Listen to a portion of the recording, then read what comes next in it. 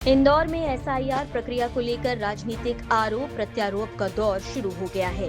Voter list को लेकर आपत्तियों पर शहर कांग्रेस अध्यक्ष और निगम के नेता प्रतिपक्ष चिंटू चौकसे ने भाजपा पर गंभीर आरोप लगाए। चौकसे ने दावा किया कि इंदौर के मुस्लिम बाहुल्य वार्ड में 1 लाख से अधिक फर्जी आपत्तियां भाजपा नेताओं ने अपने कार्यकर्ताओं के जरिए लगवाई हैं। चौकसे के मुताबिक पूरी मैपिंग प्रक्रिया में एक व्यक्ति का नाम केवल एक ही जगह सुनिश्चित किया गया था। फिर भी कुछ वार्डों में 500 से 1000 तक आपत्तियां एक ही बूथ पर दर्ज कर दी गई। एक से मुझे लगता है कि लगभग 1.5 महीने के लगभग एसआईआर की पूरी प्रक्रिया चली, जिसमें बड़े सूक्ष्म लेवल पर काम करते हुए कौन है नहीं है पूरी मैपिंग हुई, कौन कहाँ रहता है, कितने परिवार में कितने लोग हैं।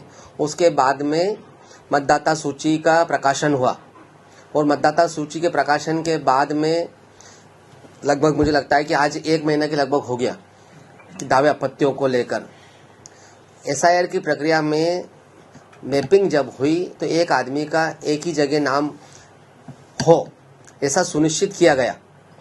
लेकिन जब अब हम पिछले 2-3 दिनों से देख रहे हैं कि भारतीय जनता पार्टी का नफरती चेहरा, मेरा शब्द थोड़ा सा आप लिखिएगा, नफरती चेहरा, तब भारतीय जनता पार्टी के लोगों ने फर्जी तरीके से जो वर्ग विशेष के वार्ड हैं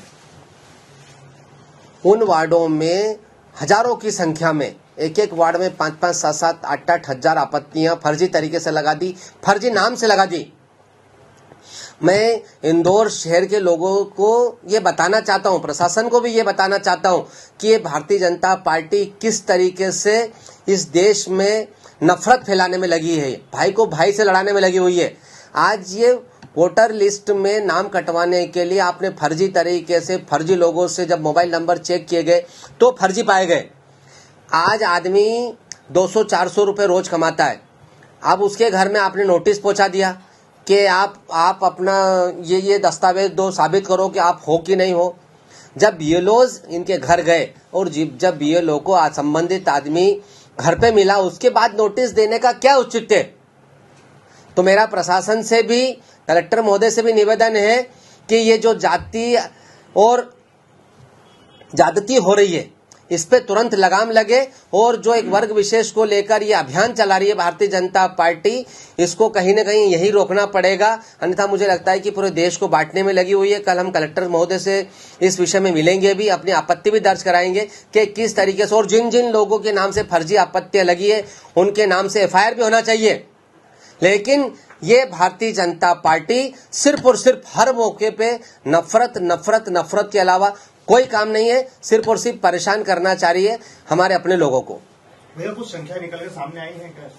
हाँ, तो लगभग अभी जो जानकारी आई है कि मुस्लिम वार्डों में लगभग 1 लाख आपत्तियां भारतीय जनता पार्टी के नेताओं ने अपने कार्यकर्ताओं के माध्यम से लगाई है, जिसमें रफीक खान साहब के वार्ड में एक बूथ पे 600 वोट है, उसमें से 300 आपत्तियां हैं। जब मालूम है कि एक आदमी की 2 जगह मैपिंग हो ही नहीं सकती है, सूक्ष्म लेवल पे काम हुआ, उसके बाद भी इस तरह से फर्जी आपत्तियां देना, परेशान करना, इसमें कहीं न कहीं प्रशासन भी लिप्त है। जब बीएलओ संबंधित आदमी के घर जा रहे हैं, जांच कर रहे हैं कि नहीं है, जब आदमी मिल रहा है उसके बाद नोटिस क्यों दे रहे हैं?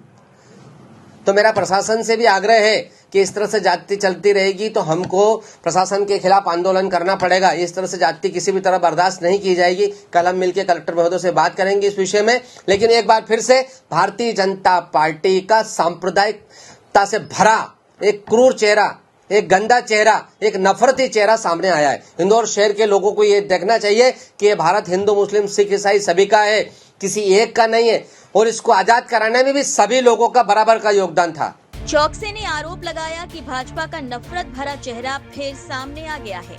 ये पूरी कवायद एक वर्ग विशेष को परेशान करने के लिए की गई।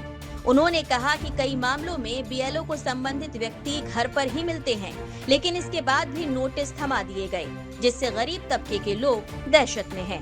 कांग्रेस नेता ने प्रशासन पर भी सवाल उठाए, मांग की कि जिन लोगों के नाम पर फर्जी आपत्तियां लगाई गई हैं, उनके खिलाफ एफआईआर दर्ज की जाए।